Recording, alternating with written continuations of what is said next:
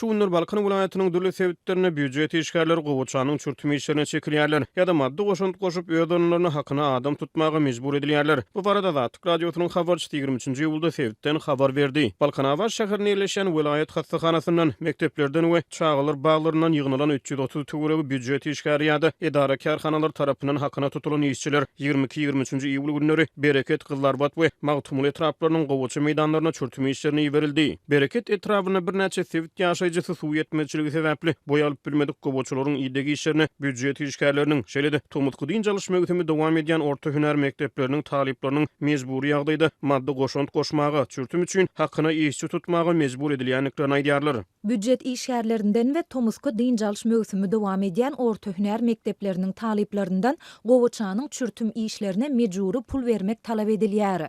Olardan öz orunlaryna Bereket etrafyndaky gowuçy meýdanlaryna hakyna adam tutmakluk talap edilýär. Diýip bir Balkany ýaşaýjy Zat radiosynyň habarçysyna gurrun berdi. Yerli ýaşaýjylar oba hojaluk işlerine çekilýän büdjet işgärleriniň esasan sebitli telekeçileri, hususy daýhan hojalyklary geçirilen gowuçy meýdanlarynyň ýerdäki işlerine ýeberilýänliklerini aýdýarlar. Balkan sebitiniň vilayet häkimliginiň bir işgäri Azatlyk radiosynyň habarçysy bilen gurrun döşlükde edara karhanalaryň işgärleriniň ýokurdan berilen tapşyryk esasyna oba hojaluk işlerine mejburi çekilýänliklerini gurrun berdi. Telekeçilere geçirilen müňlerçe gektarlyk gowuçy meýdanlarynda ýerde işleriniň wagtynda ýerine ýetirilmeýändigi sebäpli vilayet häkimligi büdjet işgärleriniň el güýjünden peýdalanylmagyny tawşyrdy. Diýip häkimlik resmi saýdýar. Azatlyk radiosy howpsuzlyk ýagdaýlary sebäpli häkimlik işgäriniň ad familiýasyny agdamakdan saklanýar. Bu aralykda şu günler Türkmenistanyň yssyk howa dowam edýär. Bereket etrabyna howanyň temperaturasy 43 gradusdan aşýar. Açyk meýdanda ýeşejek adam tapmak kynýyp häkimlik resmi saýtdy. Gowuçanyň çürtüm işlerine gatnaşmakdan ýa-da öz orunyna hakyna adam tutmakdan boyun gaçyrýan büdjet işgärleri işini ýitirmek howpy bilen ýüzbeýid bolýar. Mejbur taraplardan ýüze urýan adamlar işden gowulmak haýwatlaryny duçar bolýarlar. Azatlyk radiosynyň habarçysy bilen gurrundaş bolýan büdjet işgärleri odarlar öýerleriniň köplenç diňe pagta ýygymuna mejburi çeklenliklerini, ýöne soňky wagtlarda gowuçanyň ýerdäki işlerine de çekilip başlananlyklaryny aýdýarlar. Azatlyk radiosynyň habarçysy bilen gurrundaş bolan häkimlik hünärmeni bu ýagdaýy döwlet ýeçiligine ekrançylyk meýdanlarynyň telekeçileri berilmegi bilen ilteşdirýär.